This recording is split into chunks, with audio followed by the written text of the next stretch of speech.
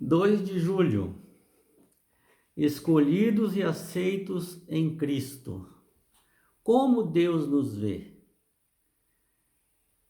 E como estamos nós nesse mundo entre principados e potestades? Uma nota de agradecimento geralmente inclui uma descrição do presente ou dos presentes recebidos. Paulo incluiu uma longa lista de dádivas em Efésios 1, quando agradeceu a Deus e as bênçãos do Evangelho. Evangelho significa boa notícia, ou seja, o Messias está entre nós, aguardado há 4.000 anos, né? O apóstolo louvou a Deus pelo fato de que o Senhor abençoou com todas as bênçãos espirituais. Efésios 1:3.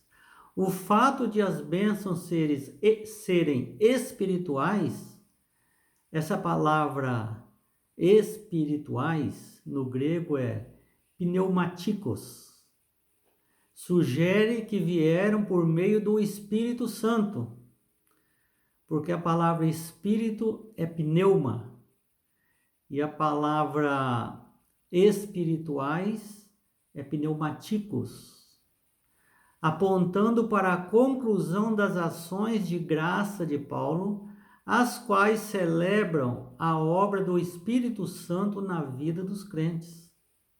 Efésios 1:14.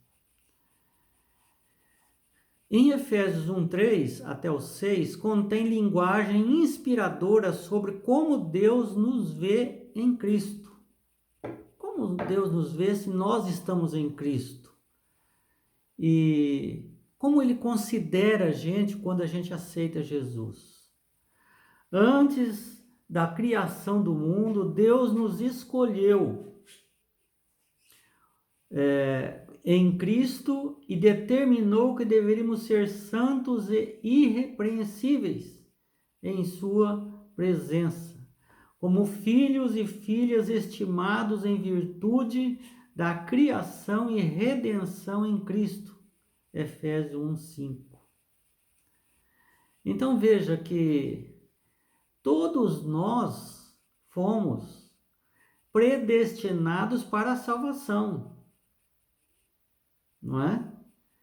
Mas fomos chamados para a salvação, foi tomadas providências para que todos fossem salvos.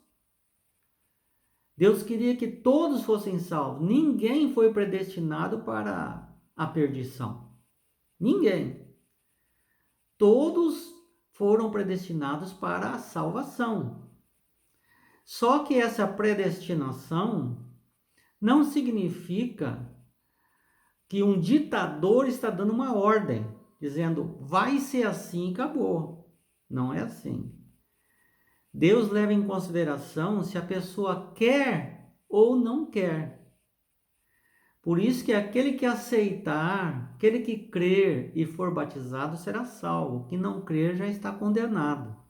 Entendeu? Mas, a princípio, desde a eternidade, antes da humanidade pecar, Deus já planejou a salvação, a segunda chance para todas as pessoas. Mas dependia do livre arbítrio de cada um, a decisão de cada um. Então ele esperava que fôssemos santos, irrepreensíveis, filhos e filhas estimados em virtude da criação e da redenção que Jesus Cristo nos deu. Ele esperava que nós aceitássemos. Não tinha nada que fizesse a gente dizer, não, isso aqui não é bom. Desde o princípio, sua estratégia foi nos conceder a graça gratuitamente no amado, que é Jesus Cristo. Efésios 1:6. Então você vê que o plano, aquele mistério, o plano, é isso aqui, é o Evangelho. Em suma, é propósito de Deus que sejamos salvos. Este é o propósito de Deus. Por isso todo esse plano. Perdemos a salvação apenas por nossas próprias escolhas pecaminosas. Ninguém fará a gente se perder. Nem o demônio, nem o patrão, nem o pastor, nem ninguém fará nós nos perdermos.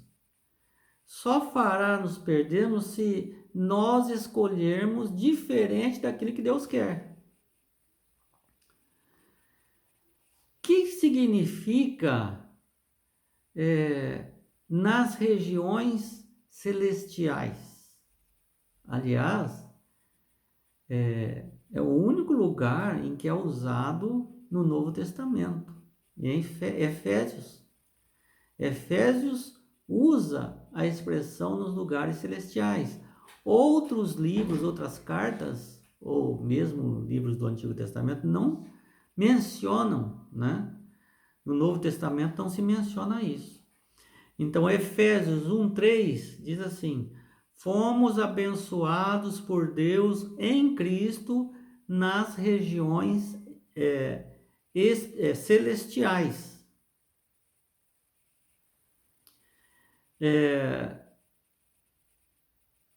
Efésios 1:20 diz: Jesus ressuscitou e assentou à direita do Pai nas regiões celestiais. Efésios 2:6 diz: nós também iremos nos assentar nos lugares celestiais. Efésios 6:12 diz assim: a igreja é conhecida dos principados e potestades nos lugares celestiais.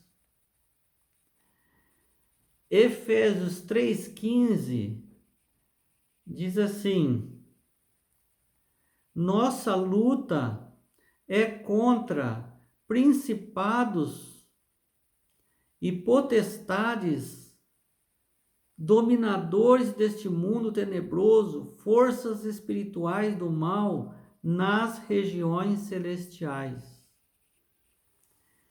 E o último, que é Efésios 6:12, para sermos santos, irrepreensíveis em amor.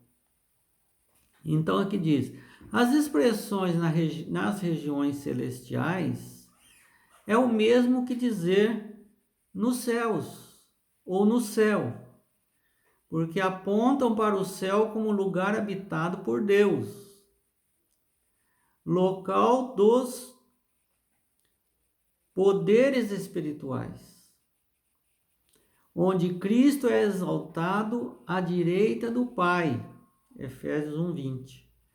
Os crentes têm acesso às regiões celestiais, como a esfera em que bênçãos espirituais são oferecidas por meio de Cristo.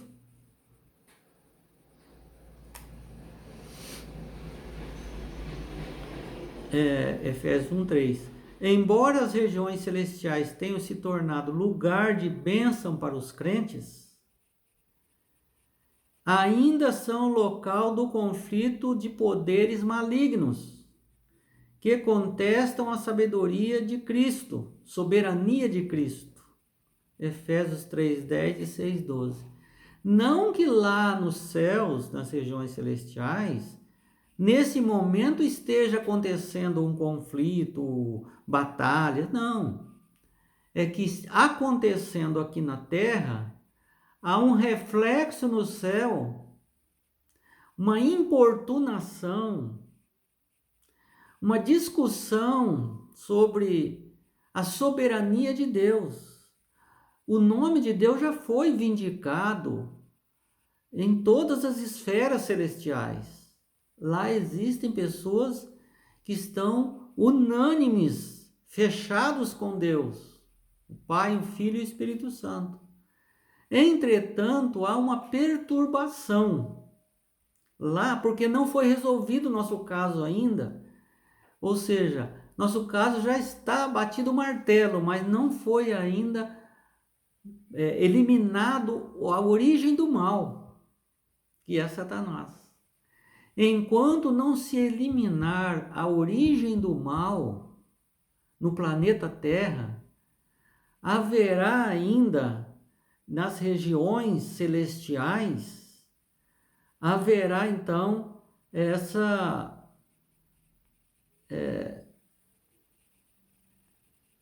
luta, vamos dizer assim. Essa luta entre Cristo e Satanás, onde Satanás continua dizendo que Deus não é justo, que Deus não tem um governo apropriado, enquanto Jesus, Pai, Filho e Espírito Santo, já fez tudo o que tinha que fazer. No céu já não tem mais dúvida quanto à soberania celestial, mas aqui na terra ainda há Satanás, seus anjos e muitos da humanidade que ainda lutam contra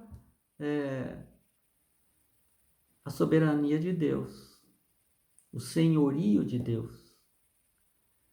Então, enquanto isso não for resolvido, haverá ainda uma perturbação ali no céu. Efésios 1:4 diz que nós somos chamados, nós aqui dentro do plano de Deus, somos chamados para sermos santos, irrepreensíveis em amor. E diz que fomos escolhidos em Cristo antes da fundação do mundo. Não só aqueles que aceitam foram escolhidos antes da fundação do mundo. Muitas igrejas dizem que uns são eleitos, outros não são eleitos, são predestinados, outros não são. Não é isso. Todos foram chamados. Mas nem todos receberam esse chamado, aceitaram o chamado. Por isso que poucos são os escolhidos. Poucos irão receber a bênção. Então todos foram escolhidos antes da fundação do mundo. Então o texto revela o amor de Deus por nós e seu desejo de nos salvar. Qualquer um que aceita pode dizer: eu fui escolhido antes da fundação do mundo. Naquele momento. Se com o passar do tempo ele se afastar e não quiser mais, mesmo assim ele foi chamado e escolhido para ser eleito para morar no céu. Mas ele não quis. Mas ele foi eleito para isso. Que Deus nos abençoe, possamos ficar firmes até o fim. E ao final teremos o galardão.